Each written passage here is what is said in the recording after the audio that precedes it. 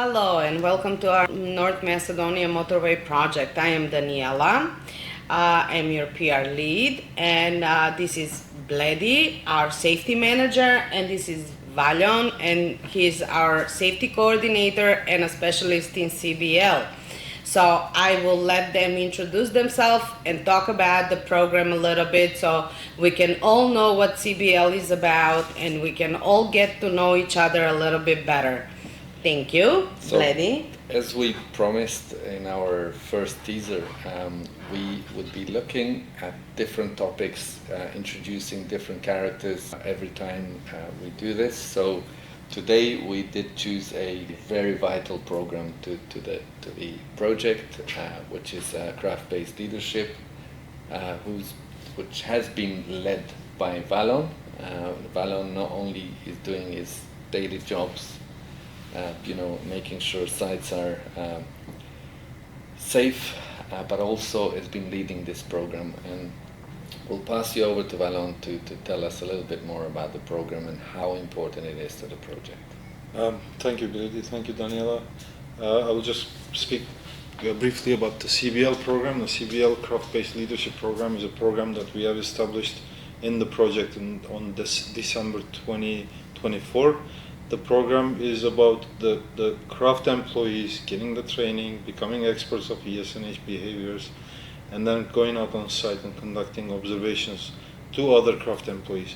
The observations will end up with a positive feedback or thank you note for positive behaviors, for safe behaviors, and a coaching for at-risk behaviors.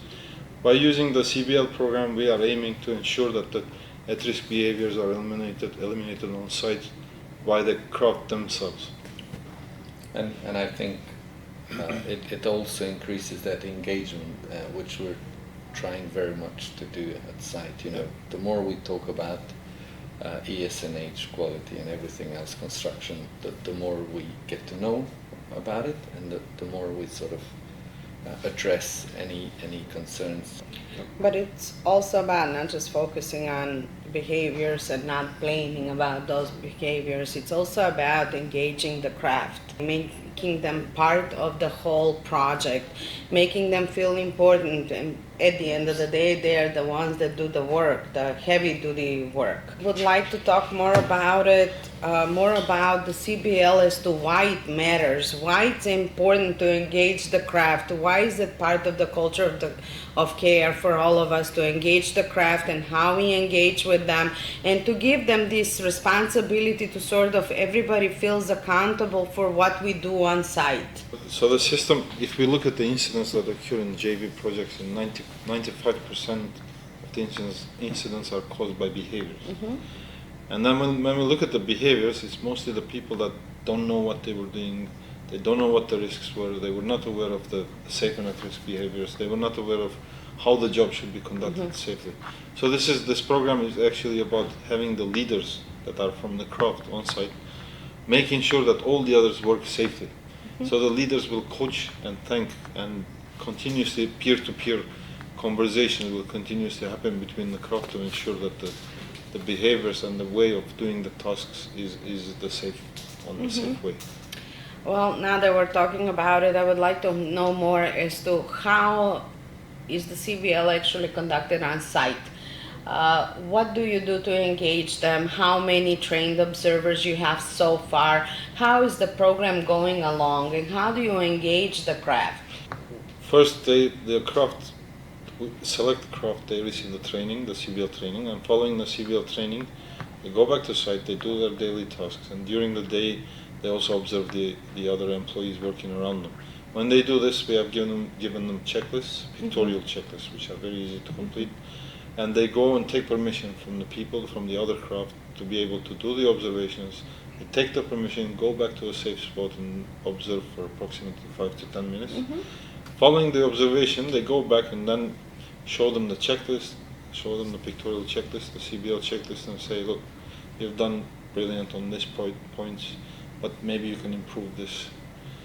For example, you kept your fingers in pinch points, so tell me, why did you keep your fingers in pinch points? Because, for example, I didn't have any other place to hold the material that I was holding. And then the employee the observer will also address and feedback. Maybe you can hold it from the other part, which is not going to put your hands and fingers at risk. And it's going to be a mutual conversation between them. And in the end, what is going to happen is they will discuss about safety. They will talk about safety. They will talk about at-risk behaviors. They will talk about safe behaviors, and they will improve small items that are actually creating incidents, but many of us do not notice to ourselves. So because the experts of the job are the people that do that, not the others that watch it. So we want the experts themselves to correct the at-risk behaviors themselves. How do we expand the program? What are the next steps for the program then? Well, currently we have 112 observers, and we did approximately 97% of the site population we observed during the month of July and June. So the next step is going to be to increase the number of observers and continue with the program, and also give some recognition and support to the observers, and continuously increase our numbers and reinforce the program in the project. I know you do pizza lunches with the craft. Are those part of the CBL? Well, it's yes or it's sort and no. of to celebrate it? Sometimes the CBL observers will say, "Oh, this crew are working really well," so we go and see out for ourselves and make sure that they do actually work. It's a form of recognition, for good Yeah. behavior and Which not is very just- nice. Not you just know. good behavior, but good performance towards ESNH and everything And else. makes them feel valued, and I suppose. Yeah, they do feel valued, and it's a positive. Yeah. Whatever we do positive for the craft employees, they will appreciate it, and then they will work harder for the project. They will work safer and harder. So it's not just about safety, but it's also about productivity. Well, I would like to thank you very much both for coming this morning and doing this, and we hope we will continue to do it and talk about important topics on safety and culture of care and engage all of our people on the project. To all of our listeners, I would like to say, please remember the safety and leadership begins with every and each one of us. Whether we're an observer or craft member, our awareness and our behavior makes all the difference, whether on site or in camp or wherever you may be in life at all. So until next time, please stay safe, stay focused, and keep leading by example. Thank you. See you next time. Thank you. Bye-bye. Bye.